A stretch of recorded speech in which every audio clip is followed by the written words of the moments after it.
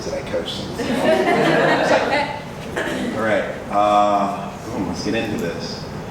Friends and enemies, lovers and haters. After 20 years of coaching, 50 plus podcasts, guiding all over the state of Texas and climbing all over the world, my name is Stanley, and I'm here to talk about how movement is art and art is movement with you today. Make sure I go the right way on this. Yeah! All right, so climbing is art.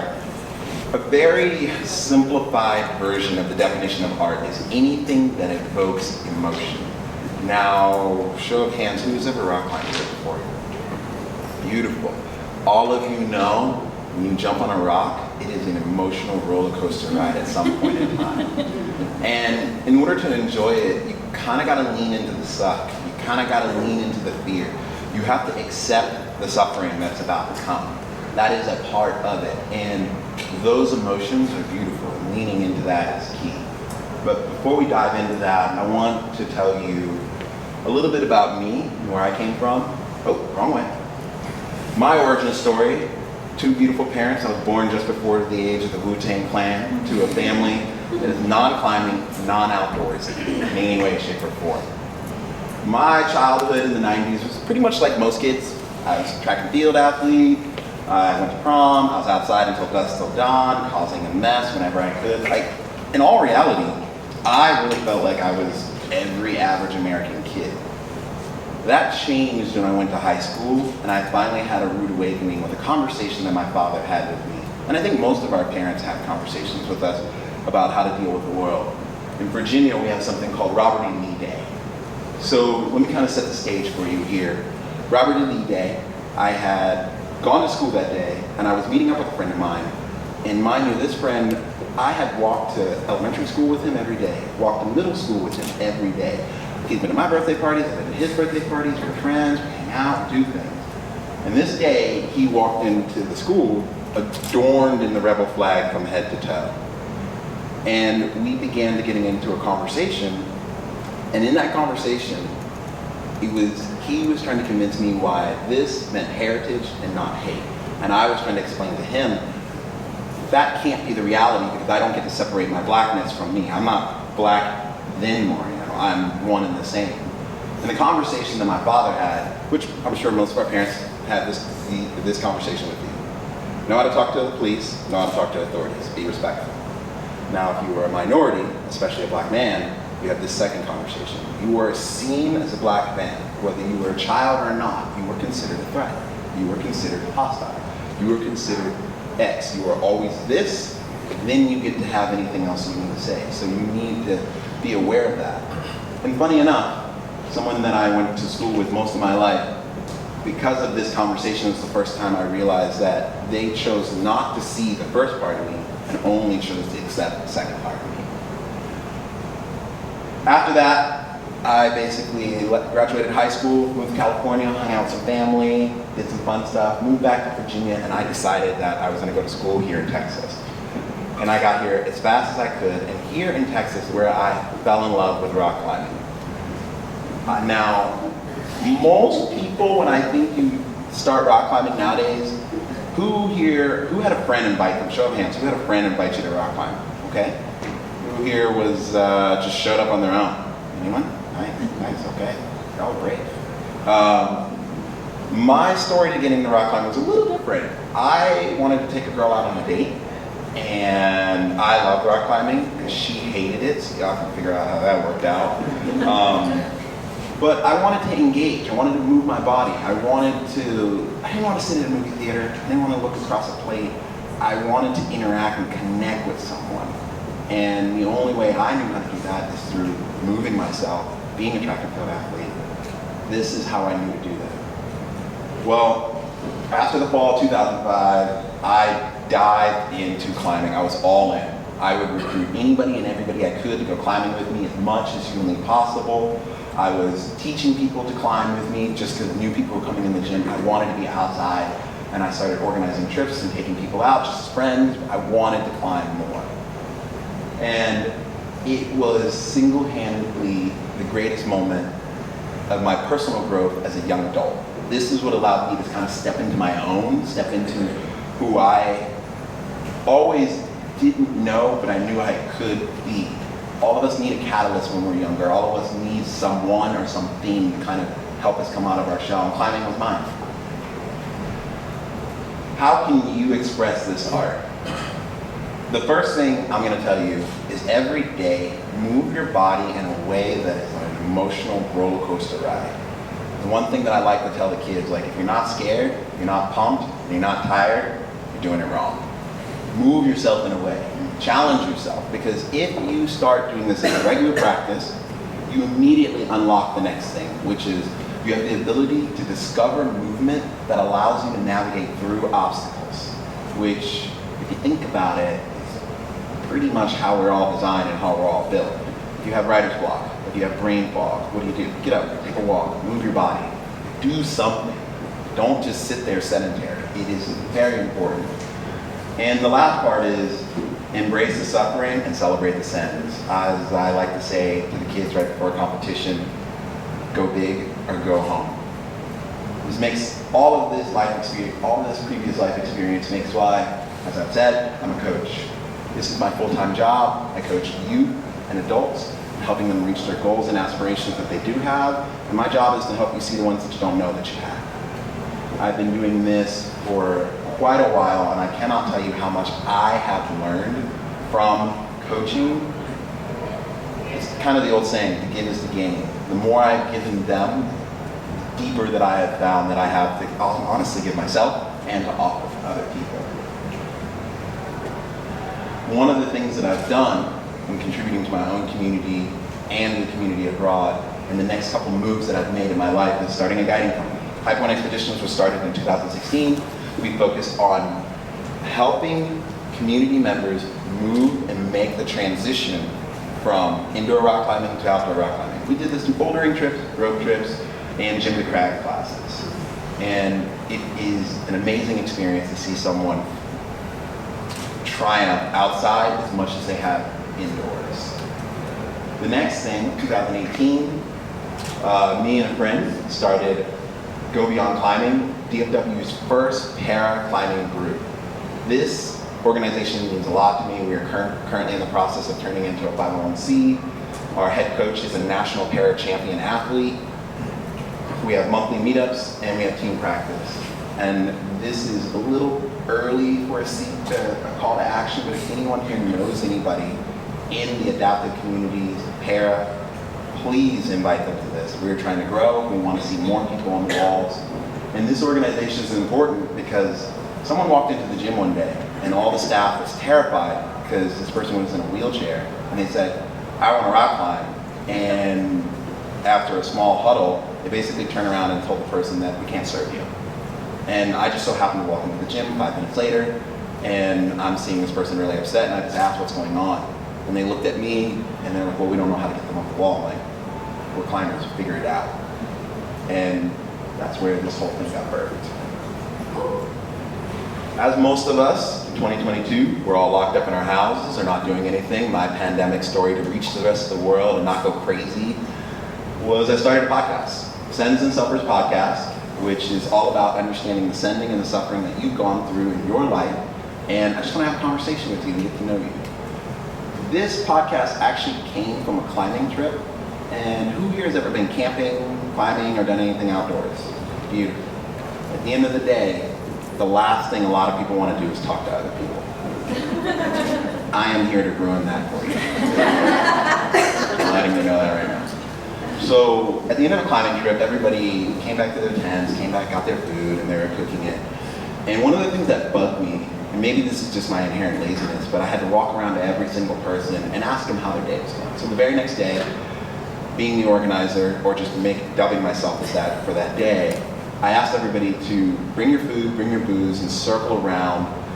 And we asked every single person, what was your send, what was your suffer of the day? What was your struggle, what was your win? Some people, it was climbing. Some people, it was hiking. Some people, it was just figuring out how to get there. And in doing that, you immediately open up vulnerability and transparency. So I encourage you, next time you're on a trip or do anything, please try this. It's an amazing thing. And if you haven't listened to my podcast, please check it out. Then we come to 2022, that gave something to me. I was casted in the very first ever competitive reality climbing TV show called The Climb, hosted by Jason Momoa and Chris Sharma.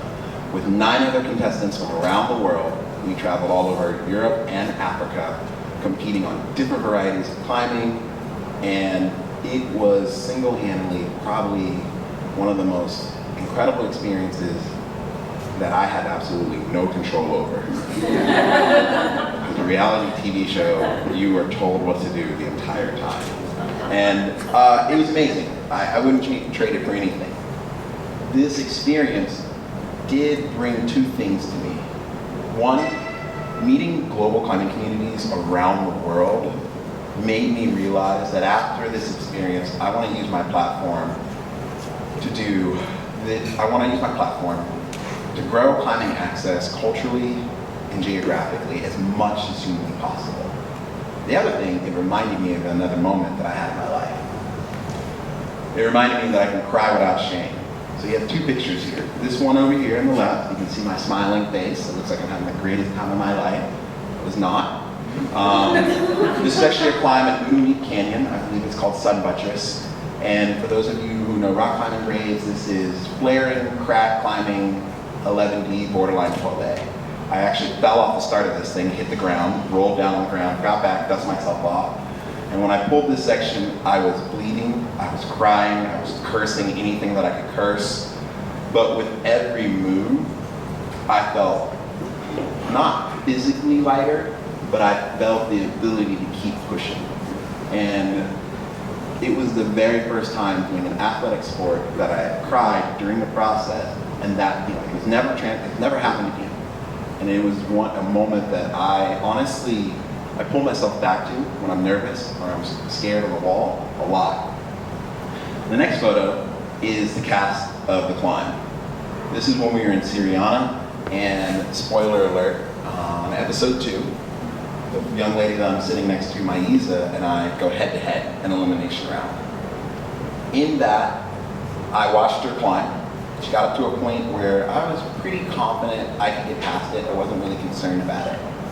And she came down and she hugged me and she said, "I want you to go for it." And I busted into tears. Now, let me back up and kind of set the stage for you here. Who here got into climbing from a competitive background? Anyone in the room? Didn't think so. Most of us as adults get into climbing because we want community, we want friendship, we want to build bonds. We want to use this to build bridges. And the fact of the matter that I had to reconcile and get comfortable with being very uncomfortable with this topic, knowing that my climbing was going to send my friend home in someone else's opportunity, it was a very hard thing for me to wrap around. It was the first time in my life that I ever was using something that I loved to send someone home that I cared about. And it was the very first time that I had really let out my emotions because I love climbing so much and I wanted to be a bridge. After this whole experience with this and everything leading up to now, it has kind of really solidified that the next move, the next transition for me is making sure climbing access is accessible to everyone. Climbing is rapidly growing. I mean, if you look at this facility, I don't want to know how much money this place costs to build, but if this is climbing, it's rapidly growing. And with that being said, I feel that it's my responsibility, as new climbers are coming in, I want to ensure that stewardship and mentorship is growing at the same pace that our community is growing. I also want to make sure, working with communities, that we're shrinking barriers to entry, financial, social, and cultural. I want more people that look like me or can at least identify with me, and everyone in climbing. The last part, and this is probably one of the most challenging and the most important part, is I want to be a steward to the land, and I want to help everybody in this room to be stewards to the land. Climbing, with its growth, people are going to be going outside more and more and more. And that's why currently I've dedicated myself to these 2 big projects. Climb Malawi, which is being facilitated by Global Climbing Initiative.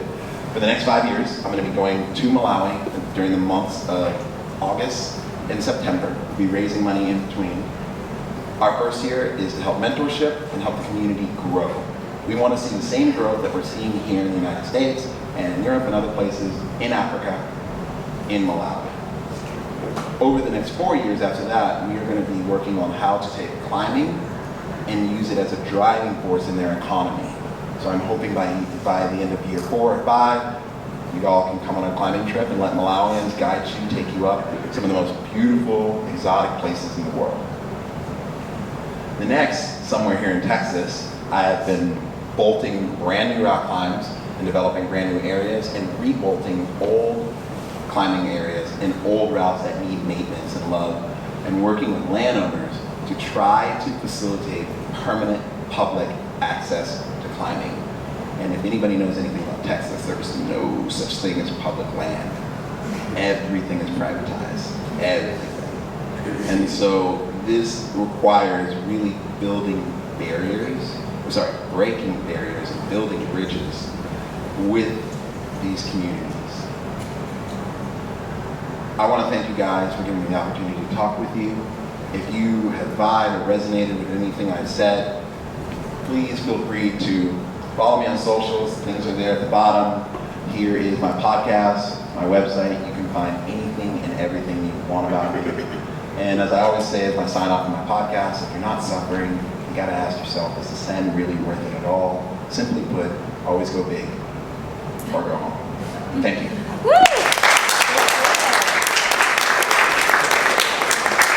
So we got 10 minutes. We got 10 minutes for Q&A, so ask him whatever you want to ask him, but he can also answer questions after the event. If anybody has any general questions, I'm happy to answer them. I will say this, there's only certain things I'm allowed to say about the TV show, so I throw this out there. Next year I can say whatever I want. Okay, so I was wondering, like, as a black man, you're obviously like in a minority community within climbing. Mm-hmm. But like with paraclimbing, you don't obviously like identify as that just outwardly, right? Yeah. So what's the first step in like being an ally for that community? Like how do you step in and say like, I understand you, I see you, and like be a part of it while also being outside of it? I think the first thing you have to understand is you're not supposed to understand. You're not going to understand what it's going to be like. But, like for example, even though no one thinks about this, one of the most offensive things is, man, I'm so proud of you for doing this, and they are looking at you. I just showed up. I'm here to do my thing. I live my life. I brush my teeth. I do everything just like you. If you really want to be an ally, go out of your way when you see someone and be like, hey, I do this all the time. Actually, there was a restaurant, I was getting a burger one day, saw a guy in a wheelchair. I walked up to him and like, hey man, I know you don't know me, my name's Mario. Would you be interested in rock climbing? We have a paraclimbing group. I just want to invite you. Here's a card, here's the information for it. I'd love to see you there. And he was like, do you think I can even rock climb? What makes you think I can? I was like, we have people in wheelchairs who try. I just feel like it would be rude of me not to give you the option. Because not giving someone the option is the worst thing you can do. So if you want to be an ally, just invite them, and you're really just trying to facilitate them in the rock climbing. They'll ask for what they need from you. They'll ask everything else. Yeah, I was follow-up question. Like, how do you dictate their success then? Like, I'm so. You don't. Yeah. You don't. The whole goal is just get them on the wall and let them rock climb and let them have a field day. I say this to the kids all the time that I coach. Do I care about you sending the boulder? Do I care about you doing the moves? What does everybody think the answer is in the room? You guys sounded so like a bunch of 4-year-olds. Let's try that again. Sending the boulder or doing the moves? Doing the moves. Because if you always do the moves, you get to the top of the route. And all I care about them is doing one move at a time. So yeah, you don't. You just let them show up and then let them live their best life. They will tell you what is a determining factor of success. Like one guy was like, man, I was just happy I got off the ground. Another guy was like, man, I didn't even think getting to the top of the wall would be that hard. You know? The best way I describe to our volunteers, you are a waiter. They're going to order what they want. You just get out of the way. Anything else? It's always bugged me how inaccessible these facilities are, these amazing facilities to people of color, especially those who can afford it. And a long time ago, I read an article about, like in New York City, there's a few outdoor climbing walls in the cities in California. We don't have any that I know of in the DFW area. No, we do not. I don't. And what do you see, like, do you see any movement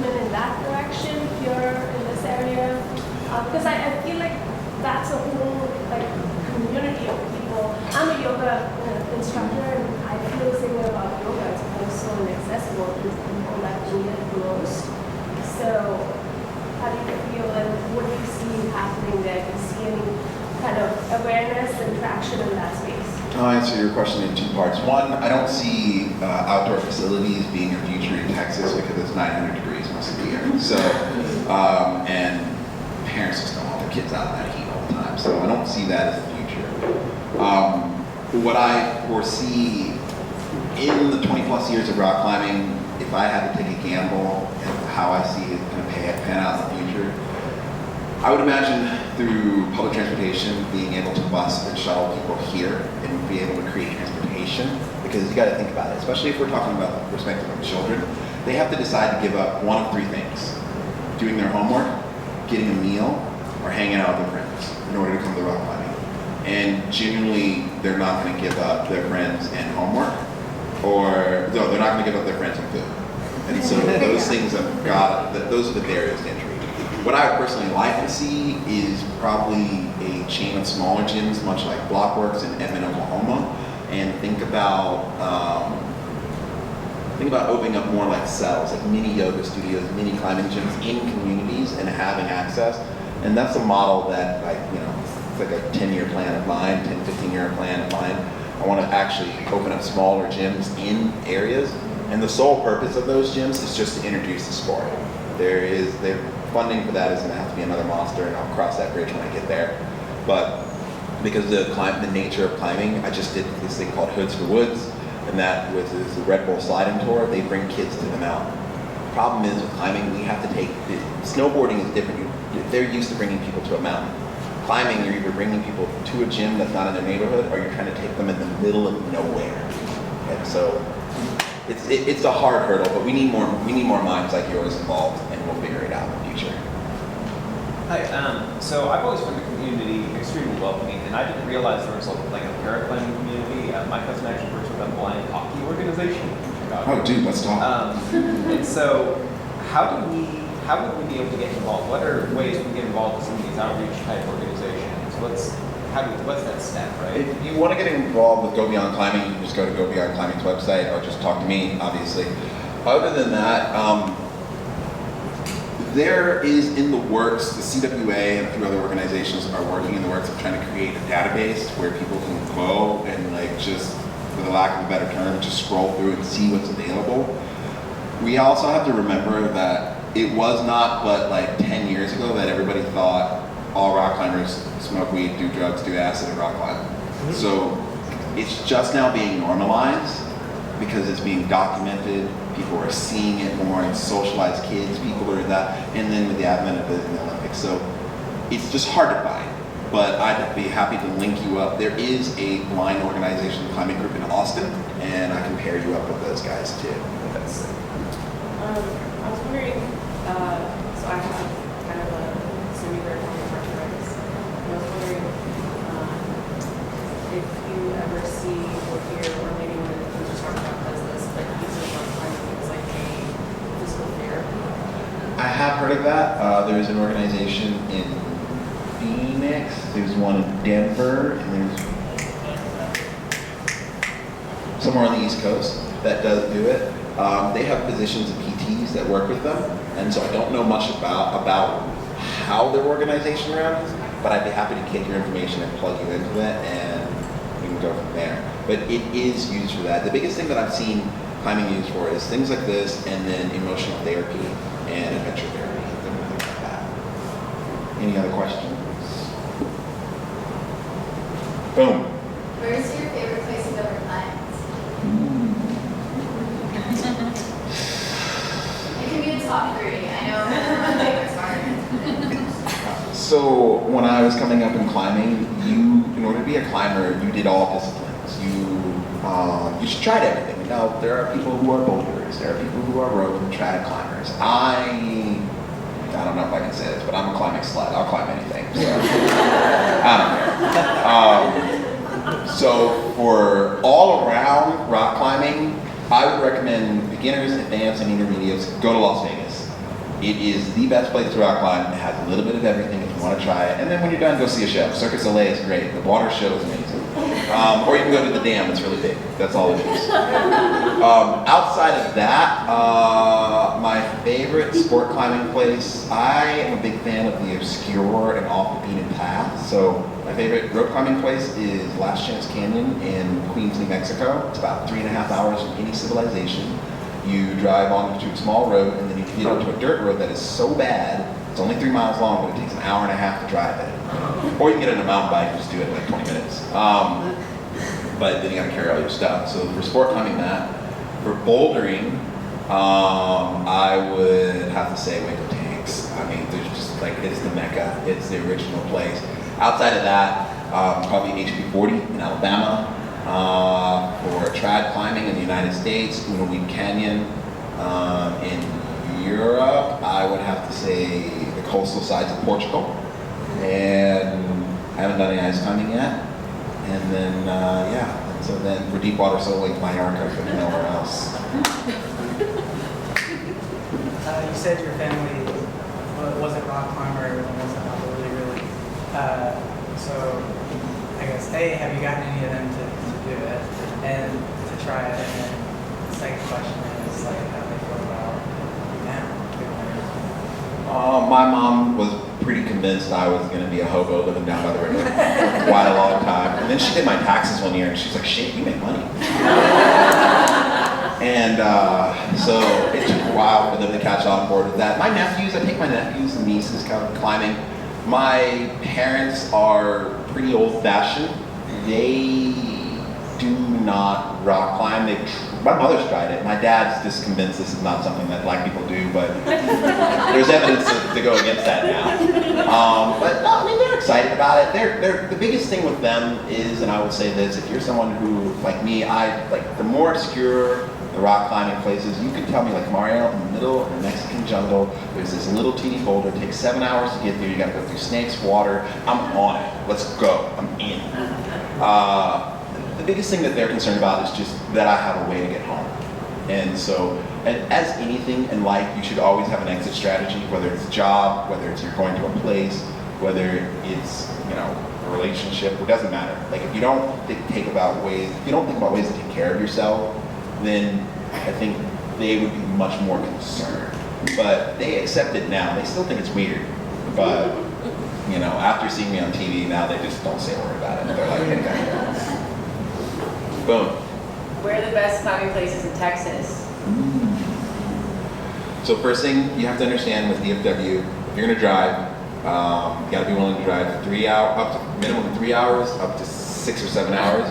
But in Texas, we have Rogers Park, Austin, Waco Tanks, and those are the most widely accessible places. Enchanted Rock is amazing. I would recommend you get a guide at Enchanted Rock if you're gonna go to those places, and that's it. This will be the last question. Okay. Anyone else? No? Well, I was just wondering, you've been doing this for 20 years.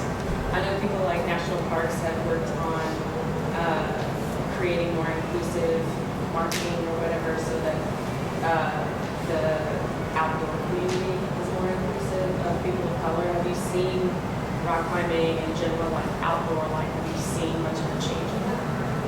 I think that's a two-part question. As climbing gyms, I think they're finally learning what to do and how to do it because they've been following the model of climbing industry, and climbing industry is now just moving out of tokenism and actually into understanding how to engage. The bottom line is the investment is just not monetarily, it's emotional, it's spiritual, and it's the relationship. And I think in the beginning, the industry was very much like, let's just throw money at diversity and let's just see how it pans out. And the end of the day is, they're still doing that, but the majority of myself and a bunch of other people are just saying no. If this is not a relationship, I'm not interested. I know you said last one, but I'm gonna steal him. Yeah, go ahead. I couldn't see your slides for these climbs. They are technical climbs, so technical as far as like hands and feet, I'm not doing any aid climbing in that, no French free. Most of the climbs that I prefer to do is sport climbing, equipping goals. My favorite kind of climbing is drag climbing, multi-pitch, big wall, so I'll be spending a few days on the wall. But my bulk of my experience is trad, big wall, long excursion, like grade 4, grade 5. Great, thank you so much.